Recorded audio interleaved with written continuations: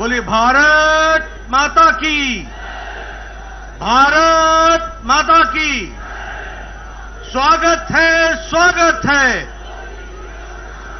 स्वागत है, स्वागत है, स्वागत है, स्वागत है, स्वागत है, स्वागत है। आज के इस विजय सभा में यहां उपस्थित भारत के यशस्वी प्रधानमंत्री, हम सबके आदरणीय श्री नरेंद्र मोदी जी, हमारे भारत के रक्षा मंत्री श्री राजनाथ सिंह जी, भारत के गृह मंत्री श्री अमित शाह जी और भारत सरकार में मंत्री पूर्व अध्यक्ष सम्माननीय नितिन गडकरी जी और यहां उपस्थित इस विजय मनाने के लिए एकत्र आए इतनी बड़ी संख्या में हमारे भारतीय जनता पार्टी के कार्यकर्ता बंधु और मीडिया और इलेक्ट्रॉनिक मीडिया और प्रिंट मीडिया के मेरे साथी, ये हम सबका सौभाग्य है कि आज चुनाव के नतीजे जो भारतीय जनता पार्टी के पक्ष में एक तरफा आए हैं, उसके विजय यात्रा के क्रम में आज इस सभा में इतनी बड़ी संख्या में सब आकर अपने यशस्वी प्रधानमंत्री जी का स्वागत करने, अभिनंदन करने आए हैं। आप सबकी ओर से और करोड़ों भारतीय जनता पार्टी के कार्यकर्ताओं की ओर से मैं भारत के यशस्वी प्रधानमंत्री आदरणीय नरेंद्र मोदी जी का हार्दिक अभिनंदन करता हूं, स्वागत करता हूं।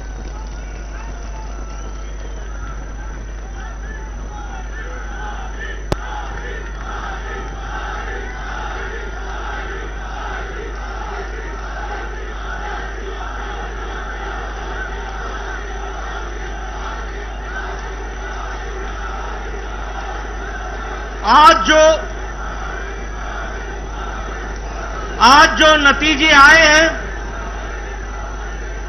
जिसमें हमें एक तरफा भारत की जनता का, 4 राज्यों का जो आशीर्वाद मिला है, ये आशीर्वाद में जो योगदान भारत की जनता ने किया है, वो इस बात को बताता है कि आदरणीय यशस्वी प्रधानमंत्री मोदी जी के द्वारा चलाए गए कार्यक्रम, उनके द्वारा प्रतिपादित किए गए नीतियां, इन नीतियों को फिर से देश की जनता ने चुनाव में जीत हासिल करा करके मुहर लगाई है। इस बात के लिए मैं मतदाताओं का अपनी ओर से हार्दिक धन्यवाद देता हूं और साथ ही साथ प्रधानमंत्री मोदी जी का अभिनंदन करता हूं कि उनके नेतृत्व में एक बार फिर से एनडीए, एक बार फिर से भारतीय जनता पार्टी को प्रचंड जीत हासिल हुई है और लोगों ने उनकी नीतियां और उनके कार्यक्रम को मुहर लगाई है। इसके लिए मैं पुनः उनको बधाई भी देता हूं, धन्यवाद भी देता हूं और आप सबकी ओर से, करोड़ों कार्यकर्ताओं की ओर से और मतदाताओं की ओर से उनका हार्दिक अभिनंदन करता हूं, स्वागत करता हूं। मित्रों, जो नतीजे आज आए हैं वो इस बात को बताते हैं कि ये नतीजे बहुत तरीके से पहली बार राजनीति के दृष्टि से कुछ इंगित करते हैं, कुछ दिशा देते हैं, कुछ जिसे हम कहते हैं कि रास्ता बताते हैं कि भारत की राजनीति मोदी जी के नेतृत्व में किस प्रकार से आगे बढ़ रही है।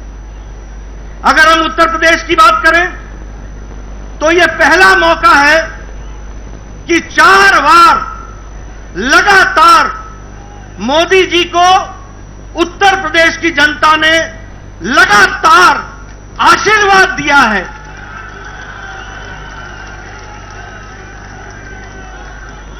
दो 2014 में प्रचंड जीत हासिल हुई थी उत्तर प्रदेश में लोकसभा में।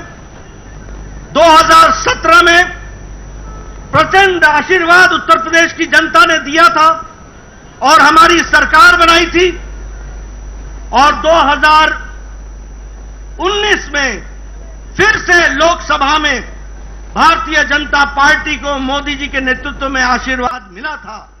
और इस बार फिर से 2022 में चौथी बार लगातार भारतीय जनता पार्टी को आशीर्वाद मिल रहा है।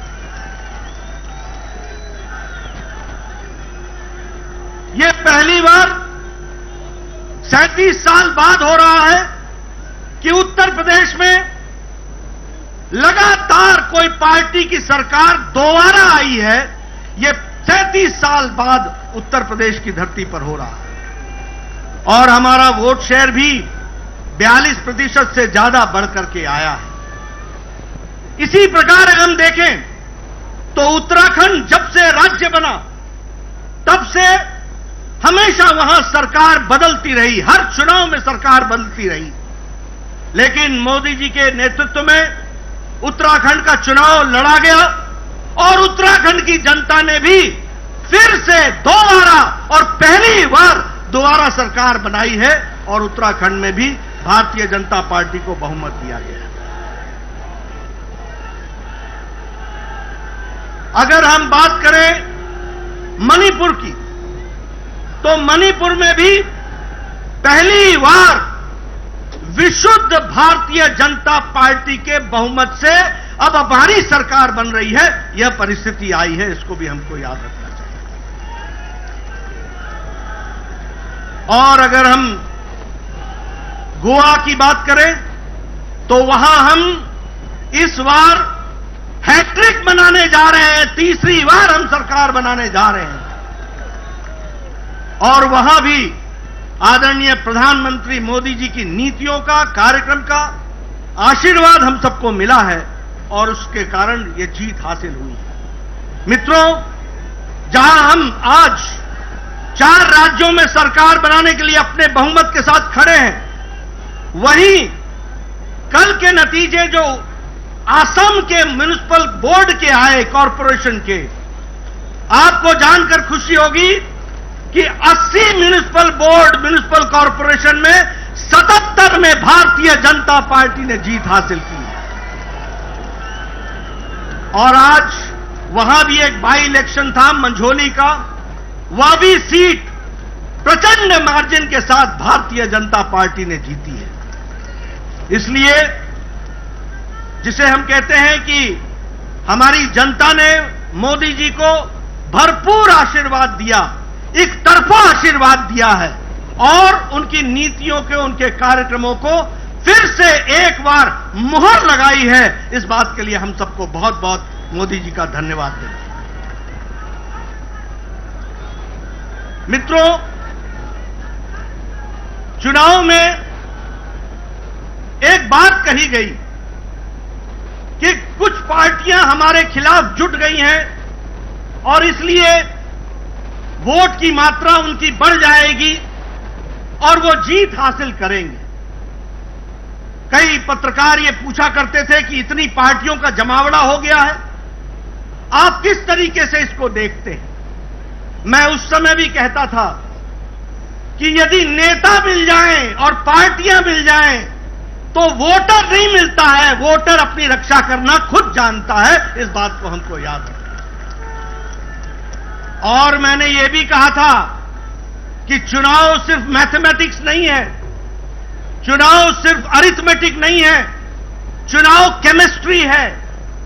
और जब मैं केमिस्ट्री बोलता हूं तो हम सबको यह याद रखना चाहिए कि भारत की जनता, गरीब जनता, वंचित जनता, पीड़ित, शोषित, दलित, हमारी महिलाएं, हमारी बहनें, हमारा युवा साथी, हमारा किसान आज अगर अपनी केमिस्ट्री जोड़ता है तो वो नरेंद्र मोदी जी के साथ जोड़ता है। इस बात को हमको याद रखना चाहिए।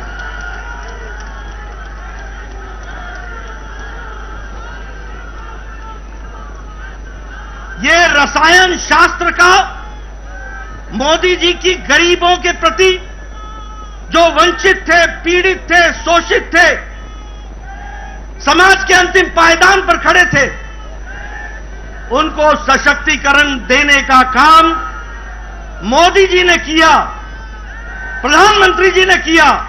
और इसलिए रसायन शास्त्र का गरीब व्यक्ति को, जो वंचित था, उसको रस मिलता है, तो वह आदरणीय प्रधानमंत्री जी की नीतियों से मिलता है, कार्यक्रमों से मिलता है। इसको हमको याद रखना चाहिए।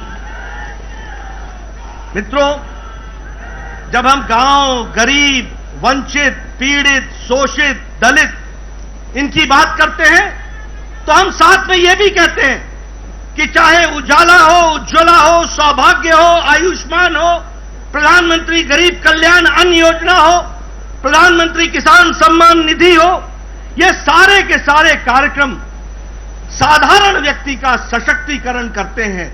और वो साधारण व्यक्ति जब चुनाव आता है तो अपना कीमती मत को संभाल कर रखता है और मोदी जी के नाम पर वो कमल के निशान पर बटन दबाता है। आदरणीय प्रधानमंत्री जी ने भारत की राजनीति की संस्कृति बदली है।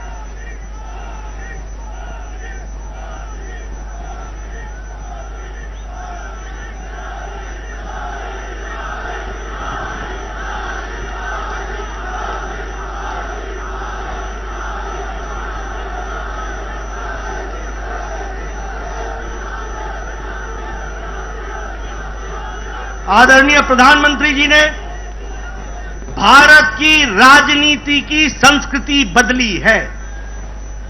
लंबे समय तक एक राजनीति चल रही थी।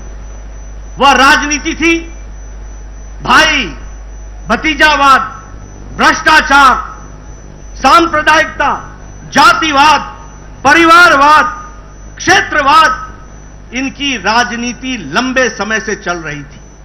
लेकिन आदरणीय प्रधानमंत्री जी ने भारत की राजनीति बदल दी, उसकी संस्कृति बदल दी।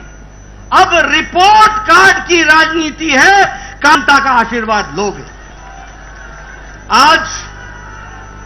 आज विकास की राजनीति है, आज सशक्तिकरण की राजनीति है, आज महिला सशक्तिकरण की राजनीति है, आज युवा सशक्तिकरण की राजनीति है, आज किसानों के सशक्तिकरण की राजनीति है। आज जो व्यक्ति समाज के अंतिम पायदान पर खड़ा था, जिसको कोई पूछता नहीं था, वोट का आधार मांगता था, वोट बैंक पॉलिटिक्स करता था, उसको मुख्य धारा में लाने का काम और सशक्तिकरण का काम किया है तो आदरणीय प्रधानमंत्री जी ने किया है, उनकी नीतियों ने किया है। मित्रों, जब मैं उत्तर प्रदेश की बात करता हूं तो हम जानते हैं 5 साल पहले वहां भय का वातावरण था, भ्रष्टाचार था, माफिया राज था, गुंडागर्दी थी, आतंकवादी दंडनाते थे, उनको नेताओं का संरक्षण मिलता था। लेकिन योगी जी ने लॉ एंड ऑर्डर को कंट्रोल करके वहां पर भय मुक्त समाज और भय मुक्त प्रदेश बनाने का काम किया तो आदरणीय योगी जी ने किया। और उत्तर प्रदेश की जनता ने भरपूर आशीर्वाद दिया। अभी मैं नतीजे देख रहा था, हम 2/3 बहुमत की तरफ बढ़ रहे हैं। यह परिस्थिति आकर के खड़ी हुई है। जो माफिया राज दंडनाते थे वो आज जेलों में बंद है। जो लोग भय का वातावरण बनाते थे वो आज खुद भयभीत हैं। यह परिस्थिति आज योगी जी ने की है, इसका भी हम सबको ध्यान रखना चाहिए और उनका भी हम धन्यवाद करें। अगर हम मणिपुर की बात करें, प्रधानमंत्री जी ने नॉर्थ ईस्ट का ये पहले प्रधानमंत्री हैं जिन्होंने एक्ट ईस्ट पॉलिसी, पूर्व की ओर देखो और काम करो, पूर्व को संभालो और मुख्य धारा में शामिल करो। 50 बार आदरणीय प्रधानमंत्री जी नॉर्थ ईस्ट में आपका प्रवास हुआ है और आपने उनके दर्द को समझा है और उनको राहत दिलाई है और मुख्य धारा में उनको लाए। यही नॉर्थ ईस्ट बंद, ब्लॉकेड के लिए जाना जाता था, आज शांति और विकास के लिए जाना जाता है। और मणिपुर में भी पहली बार विशुद्ध भारतीय जनता पार्टी की सरकार बनी। अगर हम बात करें उत्तराखंड की, तो यह भी हम दोबारा जीत करके आ रहे हैं, पहली बार मौका मिला, और यहां भी विकास हर दृष्टि से हो रहा है। और जो मोदी जी ने कहा कि उत्तराखंड अगले दशक उत्तराखंड का होगा, इसको उत्तराखंड की जनता ने अपनाया है, समझा है, जाना है और भारतीय जनता पार्टी को मुहर लगाई। मित्रों, अगर ये हम सब लोग यहां बैठे हैं बिना मास्क के और नजदीक बैठे हैं, ये संभव अगर हुआ है तो आदरणीय प्रधानमंत्री जी के अथक प्रयास से हुआ है। जो 180 करोड़ लोगों को वैक्सीनेशन देकर डबल डोज उनको तैयार किया है। जब पाश्चात्य देश मुसीबत में अपने आप को पाते हैं तो 130 करोड़ का देश मोदी जी के नेतृत्व में सुरक्षित दिखता है। इस बात को भी हमको याद रखना है। आर्थिक स्थिति में जो विकास हुआ है कोरोना के पश्चात, आज भारत की आर्थिक स्थिति जिसको दुनिया के मान रही है कि एक फास्टेस्ट ग्रोइंग इकोनॉमी के तरीके से आगे बढ़ रहा है, यह भी दूरदृष्टि बताती है हमारे आदरणीय प्रधानमंत्री। आज हम सब लोग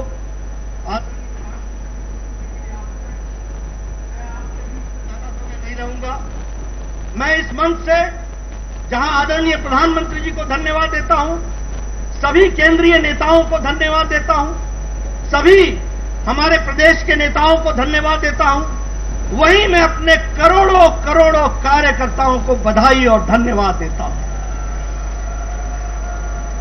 कार्यकर्ताओं ने जमीन पर जाकर अथक प्रयास किया।